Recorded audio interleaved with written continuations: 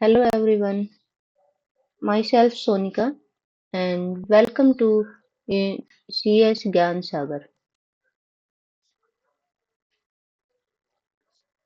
Previous video में हमने UGC net दिसंबर 2022 के पीवाईक्यूज को हमने किया था। ये पीवाईक्यूज की सीरीज चली हुई है ऑपरेटिंग सिस्टम की। आज हम जून 2022 के क्वेश्चंस को सोल्व करेंगे। ये सब हमारा प्रीवियस वीडियोज में हो चुका है। ये क्वेश्चन से हमारा पेंडिंग रह गया था। इसमें बोलता है कि NOS follows round robin scheduling with the time quantum of 4, assuming that the CPU is free now and there are 20 processes waiting in the queue. The maximum amount of time that a process waits for before getting the CPU time. कहता है कि एक जो process है आपकी sorry एक Q है उसमें आपकी 20 प्रोसेसेस हैं।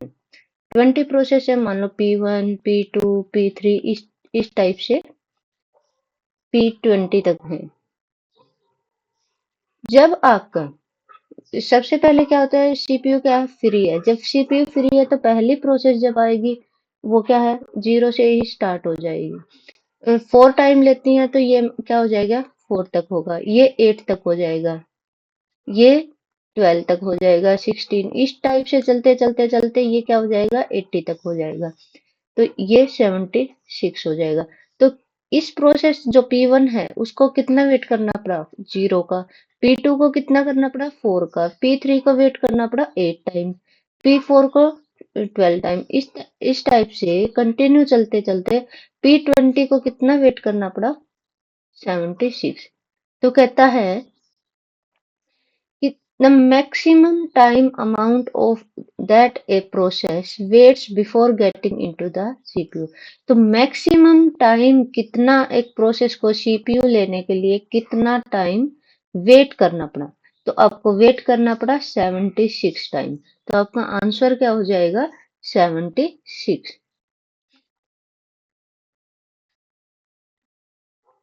ये आपका आंसर हो जाएगा। ये वाले जो थी ये तो आपके थे पीवाईक्यूज दिसंबर 2022 के। अब हम स्टार्ट करेंगे जून 2022 के। अब इसका पहला क्वेश्चन आता है आपका,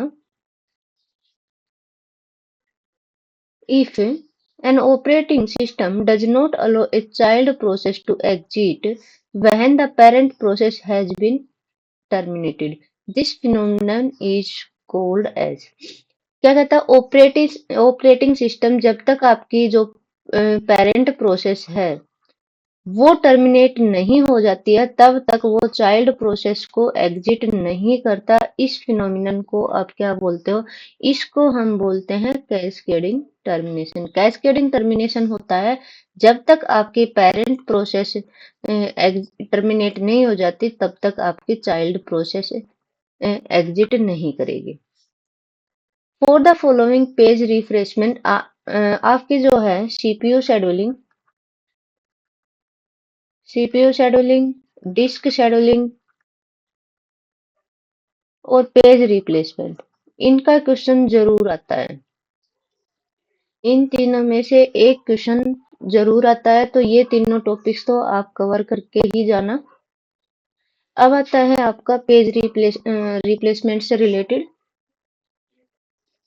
for the following page reference string, these are the digits, the number of page fault that occur in least recently used। आपको ये करनी है least recently used से page replacement algorithm with the frame size 3। कभी आपकी first in first out से पूछा जाता है, कभी आपकी रिमेनिंग टाइम शॉर्टेस्ट फर्स्ट से पूछा जाता है, list recently use, optimal, page replacement से भी पूछा जाता है आपका, इनसे ये पूछा जाता है।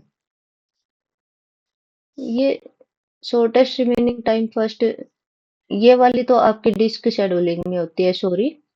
ये चीजें पूछी जाती है आपकी। अब आपकी आती है ये पूछता है कि आपका लिस्ट रिसेंटली यूज्ड, ये पेज रिप्लेसमेंट आपको यूज करना है। साइज जो है फ्रेम का 3 है, डिजिट्स हैं आपके ये वाले। तो इसको हम सोल्व करते हैं यहाँ।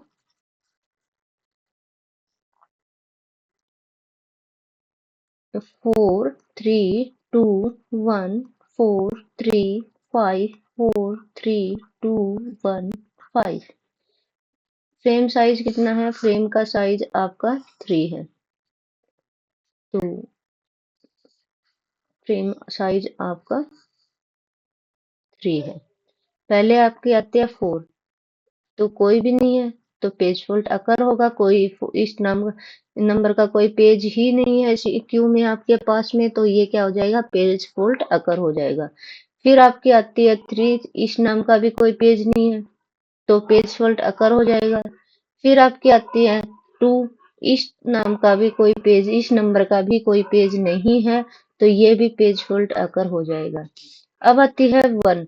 1 इसमें देखो ये बोलता है लिस्ट रिसेंटली यूज, जो रिसेंटली यूज में नहीं आई है उसको रिप्लेस करेगा। तो 4 वाली आपकी यहाँ पर यूज हुई है, 3 वाली यहाँ से स्टार्ट हुई है, और 2 वाली यहाँ से हुई है। तो लिस्ट आपकी कौन सी हुई है? 4 वाली, तो ये 4 वाली को रिप्लेस कर देगा। यहाँ पर भी आपका पेज फॉल्ट अकर हो गया। अब आती है 4, तो अब ये वाली यहाँ से स्टार्ट हुई है, तो अब इसमें लिस्ट कौन सी हो गई? 3 हो गई, तो अब ये 3 को रिप्लेस कर देगा। अब 4 वाली आपकी यहाँ से शुरू हुई, ये भी पेज फॉल्ट आकर हो गया। अब ये आती है 3 नंबर की। 3 नंबर की सबसे अब लिस्ट में कौन है? 2 वाला है, तो ये इसको रिप्लेस कर देगा। ये भी आपका पेज फॉल्ट आकर हो गया। अब लिस्ट में आपकी 1 है, तो 5 जो है 1 को रिप्लेस करेगा, तो आपका यहाँ पर भी पेज फॉल्ट अकर हो गया। अब 4 आती है, तो देखो 4 पहले से ही ऑलरेडी ये पेज है, तो इसको यूज कर लेगा, तो मतलब 4 आपका यहाँ पर यूज में आ चुका है, तो ये पेज हिट हो जाएगा। अब 3 आया है, तो 3 भी आपका क्यू में है, तो 3 भी आपका पेज हिट हो जाएगा। अब बात करें 2 की, तो लिस्ट में कौन सा? 5 है, तो ये 5 को रिप्लेस करेगी। ये 4 3, ये पेज फॉल्ट अकर हो गया। यहाँ पर आपकी फिर आती है ये 4 है आपकी लिस्ट में, तो आपका 2 1 3, तो अब भी आपका पेज फॉल्ट अकर हो गया। फिर आती है 2 1 5, यहाँ पर भी आपका पेज फॉल्ट अकर हो गया। अब टोटल कितने हो गए? 1 2 3 4 5 6 7 8 9 10, मीन्स आपके 10 पेज फॉल्ट अकर हुए हैं। तो आंसर क्या हो जाएगा आपका? ये वाला आंसर हो जाएगा। इसने नंबर ऑफ पेज फॉल्ट ही पूछा था, तो वो हो जाएगा आपका 10। नेक्स्ट क्वेश्चन पे चलते हैं। What is cold journaling in Linux operating system? Linux operating system में कोल्ड जर्नलिंग क्या होता है? कोल्ड जर्नलिंग आपका ए फाइल सेविंग एज ट्रांजैक्शन, जब फाइल को हम एज ए फाइल, किसी भी फाइल को हम एज ए ट्रांजैक्शन सेव करते हैं, तो वो आपका कोल्ड जर्नलिज्म बोला जाता है लाइनेक्स ऑपरेटिंग सिस्टम में। अब क्वेश्चन नंबर 14 आता है आपका। मैच करना होता है। मैच करने वाले जो क्वेश्चंस होते हैं वो सबसे इजी होते हैं। जो आपको एक इसमें जो है, जो मैच होते जाए वो हम ले लेते हैं, और जो नहीं होते उसको हम कट करते चलते हैं। देखो, इलेवेटर एल्गोरिदम क्या होती है? ये आपकी डिस्क शेड्यूलिंग में होती है। तो आपको ये पता है बी का 2, तो बी का 2 कौन सा है? ये वाला नहीं है, ये वाला नहीं है, मतलब इन दोनों में से कोई एक मिलेगा। ठीक है। अब हम देखते हैं प्रायोरिटी शेड्यूलिंग। प्रायोरिटी शेड्यूलिंग किस में आती है? सीपीयू शेड्यूलिंग में आती है, मतलब सी का आपका 4, तो सी का 4 ये नहीं है, ये वाला है, तो आपका आंसर ये वाला हो जाएगा।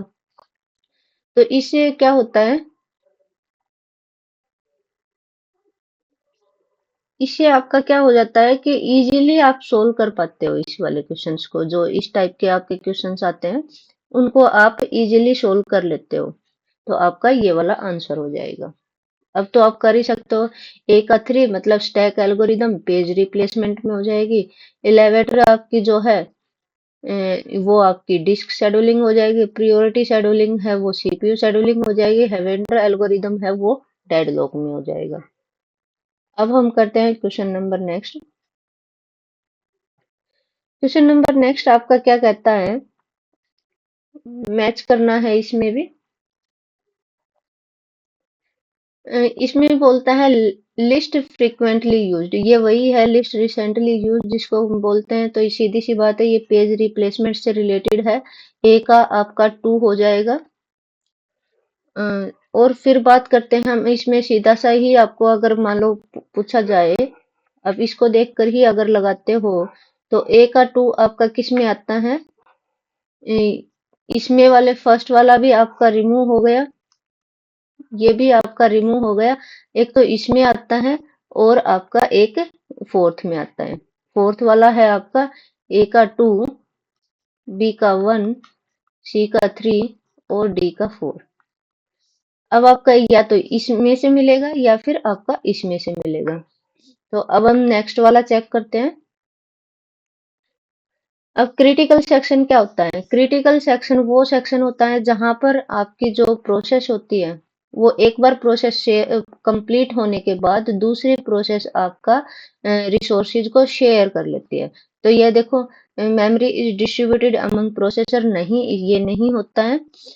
पेज रिप्लेसमेंट का आपका ये हो चुका है। Program section that one begin must complete execution before another processor access the same shared resource. जब तक मतलब क्रिटिकल सेक्शन में जब आपकी प्रोसेस आ जाती है तो वो एग्जीक्यूट होने के बाद ही उन रिसोर्सेज को दूसरी प्रोसेस यूज कर सकती है। हाँ बिल्कुल, बी का 3 है।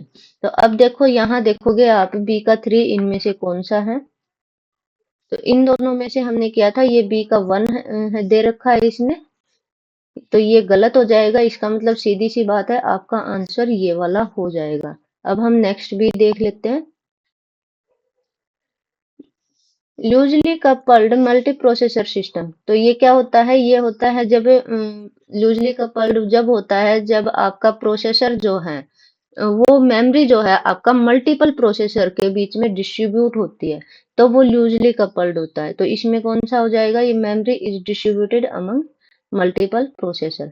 Distributed operating system OS routine are distributed among available processors, ये आपका हो जाएगा। तो आपका आंसर जो है वो आपका थर्ड हो जाएगा। अब बात करें हम 16 क्वेश्चन की, तो 16 क्वेश्चंस में आपका फिर से मैचिंग आता है। Firmware, batch files, packing, bankers algorithm, number of logical records into physical block, ASCII format, resource allocation, ROM. सीधी सी बात है, आपका बैंकर्स एल्गोरिदम किससे रिलेटेड है, रिसोर्स एलोकेशन से। अब आपको रिमूव कर दो, जो रिमूव होता है डी का आपका 3, तो मतलब ये वाला आपका रिमूव हो गया। अब उसके बाद हम देखते हैं बैच फाइल क्या होते हैं। बैच फाइल वो होते हैं जो एस्काई फॉर्मेट में होती हैं बैच फाइल्स। बी का 2, तो बी का 2 किस में है, सिर्फ इस एक में है, तो सारे ही रिमूव हो गए आपके। तो आंसर क्या हो जाएगा, थर्ड वाला हो जाएगा। अभी आगे भी देख लेते हैं। फर्मवेयर क्या होता है, फर्मवेयर आपका रोम से रिलेटेड होता है। फिर आता है पैकिंग, पैकिंग आपका क्या हो गया, number of logical records into physical blocks. ठीक है, ये आपका आंसर हो गया 3। नेक्स्ट देखते हैं। अच्छा, क्वेश्चंस आपके कंप्लीट हो गए। ये हमने अब तक की जो प्रीवियस वीडियोज में किया है, हमने पीवाईक्यूज किए हैं यूजीसी नेट के।